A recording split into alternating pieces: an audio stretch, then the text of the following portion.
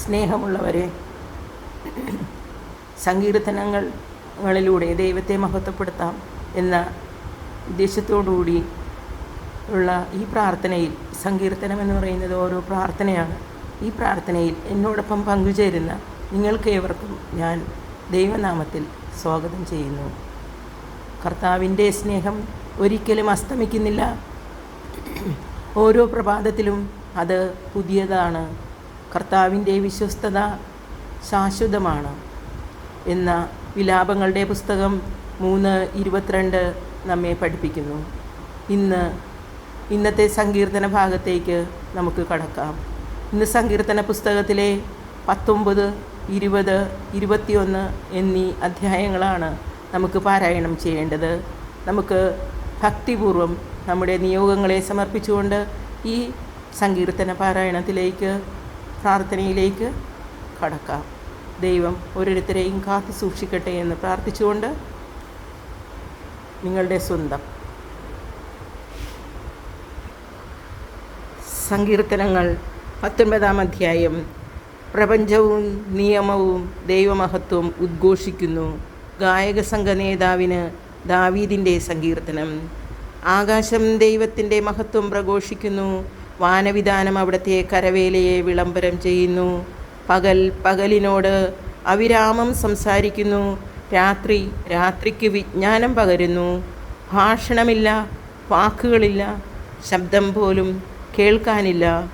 എന്നിട്ടും അവയുടെ സ്വരം ഭൂമിയിലെങ്ങും വ്യാപിക്കുന്നു. അവയുടെ വാക്കുകൾ ലോകത്തിൻ്റെ അതിർത്തിയോളം എത്തുന്നു. അവിടെ സൂര്യന് ഒരു കൂടാരം അവിടുന്ന് നിർമ്മിച്ചിരിക്കുന്നു. മണവറയിൽ നിന്ന് മണവാളനെന്ന പോലെ സൂര്യൻ അതിൽ നിന്നും പുറത്തു വരുന്നു. മല്ലനെ പോലെ പ്രസന്നതയോടെ അവൻ ഓട്ടം ആരംഭിക്കുന്നു.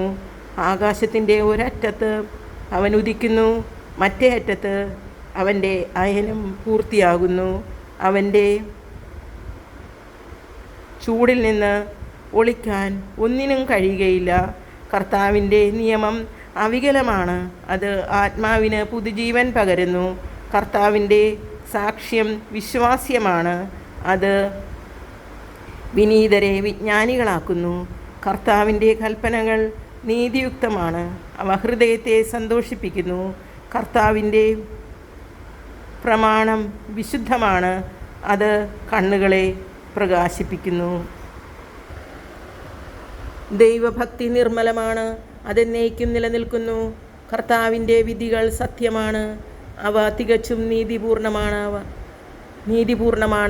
അവ പൊന്നിനെയും തങ്കത്തെയും കാൾ അഭികാമ്യമാണ്. അവ തേനിനെയും തേൻകട്ടയെയും കാൾ മധുരമാണ്. അവ തന്നെയാണ് ഈ ദാസനെ പ്രബോധിപ്പിക്കുന്നത്. അവ പാലിക്കുന്നവന് വലിയ സമ്മാനം ലഭിക്കും. എന്നാൽ സ്വന്തം തെറ്റുകൾ മനസ്സിലാക്കാൻ ആർക്ക് കഴിയും? അറിയാതെ പറ്റുന്ന വീഴ്ചകളിൽ നിന്ന് എന്നെ ശുദ്ധീകരിക്കണമേ. ബോധപൂർവം ചെയ്യുന്ന തെറ്റുകളിൽ നിന്ന് ഈ ദാസനെ കാത്തുകൊള്ളണമേ. അവ എന്നിൽ ആധിപത്യം ഉറപ്പിക്കാതിരിക്കട്ടെ. അപ്പോൾ ഞാൻ നിർമ്മലനായിരിക്കും, മഹാ അപരാധങ്ങളിൽ നിന്നും ഞാൻ വിമുക്തനായിരിക്കും. എൻ്റെ അഭയശിലയും വിമോചകനുമായ കർത്താവേ, എൻ്റെ അധരങ്ങളിലെ വാക്കുകളും ഹൃദയത്തിലെ വിചാരങ്ങളും അങ്ങയുടെ ദൃഷ്ടിയിൽ സ്വീകാര്യമായിരിക്കട്ടെ. സങ്കീർത്തനങ്ങൾ 20. രാജാവിൻ്റെ വിജയത്തിന് വേണ്ടിയുള്ള പ്രാർത്ഥന. ഗായക സംഘ നേതാവിന് ദാവീദിൻ്റെ സങ്കീർത്തനം. നിന്റെ കഷ്ടകാലത്ത് കർത്താവ് നിന്റെ പ്രാർത്ഥന കേൾക്കുമാറാകട്ടെ. യാക്കോബിൻ്റെ ദൈവത്തിൻ്റെ നാമം നിന്നെ സംരക്ഷിക്കട്ടെ. അവിടുന്ന് തൻ്റെ വിശുദ്ധ മന്ദിരത്തിൽ നിന്ന് നിനക്ക് സഹായം അയക്കട്ടെ. സിയോനിൽ നിന്ന് നിന്നെ തുണയ്ക്കട്ടെ. നിന്റെ വഴിപാടുകൾ അവിടുന്ന് ഓർക്കുമാറാകട്ടെ. നിന്റെ ദഹനബലികളിൽ അവിടുന്ന് സംപ്രീതനാകട്ടെ. അവിടുന്ന് നിന്റെ ഹൃദയാഭിലാഷം സാധിച്ചു തരട്ടെ. അവിടുന്ന് നിന്റെ ഉദ്യമങ്ങൾ സഫലമാക്കട്ടെ. നിന്റെ വിജയത്തിൽ ഞങ്ങൾ ആഹ്ലാദിക്കും. അങ്ങാണ് ഞങ്ങളുടെ ദൈവത്തിൻ്റെ നാമത്തിൽ ഞങ്ങളുടെ ദൈവത്തിൻ്റെ നാമത്തിൽ ഞങ്ങൾ വിജയപതാക പാറിക്കും. കർത്താവ് നിന്റെ അപേക്ഷകൾ കൈക്കൊള്ളട്ടെ. കർത്താവ് തൻ്റെ അഭിഷിക്തനെ സഹായിക്കുമെന്ന് ഞാൻ ഇപ്പോൾ അറിയുന്നു. അവിടുന്ന് തൻ്റെ വിശുദ്ധ സ്വർഗത്തിൽ നിന്ന് അവൻ ഉത്തരമരുളും. വലത്തു കൈകൊണ്ട് മഹത്തായ വിജയം നൽകും. ചിലർ രഥങ്ങളിലും മറ്റു ചിലർ കുതിരകളിലും അഹങ്കരിക്കുന്നു. ഞങ്ങളാകട്ടെ ഞങ്ങളുടെ ദൈവമായ കർത്താവിൻ്റെ നാമത്തിൽ അഭിമാനം കൊള്ളുന്നു. അവർ തകർന്നു വീഴും, എന്നാൽ ഞങ്ങൾ ശിരസ്സുയർത്തി നിൽക്കും. കർത്താവേ, രാജാവിന് വിജയം നൽകണമേ. ഞങ്ങൾ വിളിച്ചപേക്ഷിക്കുമ്പോൾ ഞങ്ങൾക്ക് ഉത്തരമരുളണമേ. സങ്കീർത്തനങ്ങൾ 21. രാജാവിന് വിജയം നൽകിയതിന് കൃതജ്ഞത. ഗായക സംഘ നേതാവിന് ദാവീദിൻ്റെ സങ്കീർത്തനം. കർത്താവേ, രാജാവ് അങ്ങയുടെ ശക്തിയിൽ സന്തോഷിക്കുന്നു. അങ്ങയുടെ സഹായത്താൽ അവൻ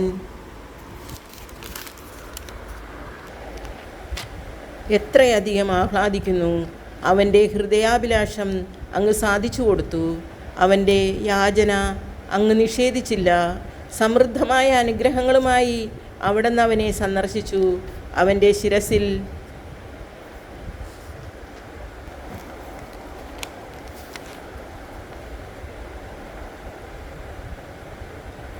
ശിരസിൽ തങ്കക്കിരീടമണിയിച്ചു. അവൻ അങ്ങയോട് ജീവൻ യാചിച്ചു. അവിടുന്ന് അത് നൽകി. സുദീർഘവും അനന്തവുമായ നാളുകൾ തന്നെ. അങ്ങയുടെ സഹായത്താൽ അവൻ്റെ മഹത്വം വർദ്ധിച്ചു.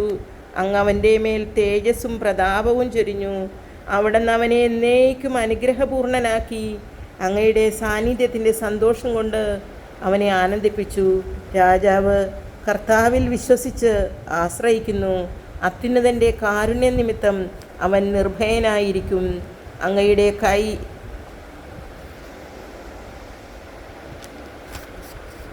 സകല ശത്രുക്കളെയും തിരഞ്ഞുപിടിക്കും. അങ്ങയുടെ വലത്തുകരം അങ്ങയെ വെറുക്കുന്നവനെ പിടികൂടും.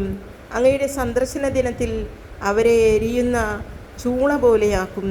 കർത്താവ് തൻ്റെ ക്രോധത്തിൽ അവരെ വിഴുങ്ങും. അഗ്നി അവരെ ദഹിപ്പിച്ചു കളയും. അങ്ങ് അവരുടെ സന്തതിയെ ഭൂമിയിൽ നിന്നും അവരുടെ മക്കളെ മനുഷ്യമക്കളുടെ ഇടയിൽ നിന്നും നശിപ്പിക്കും. അവർ അങ്ങയ്ക്കെതിരെ തിന്മ നിരൂപിച്ചാലും അങ്ങയ്ക്കെതിരെ ദുരാലോചന നടത്തിയാലും വിജയിക്കുകയില്ല. അങ്ങ് അവരെ തുരത്തും. അവരുടെ മുഖത്തെ ലക്ഷ്യമാക്കി വില്ലുകുലയ്ക്കും.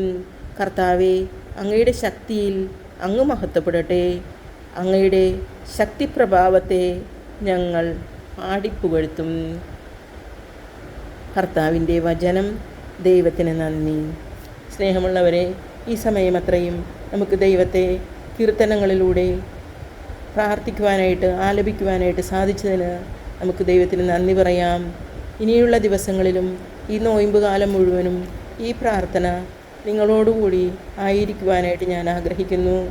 നമുക്ക് കൂടുതൽ ഭക്തിതീഷ്ണതയോടെ ഈ പ്രാർത്ഥന ശുശ്രൂഷയിൽ പങ്കെടുക്കാം.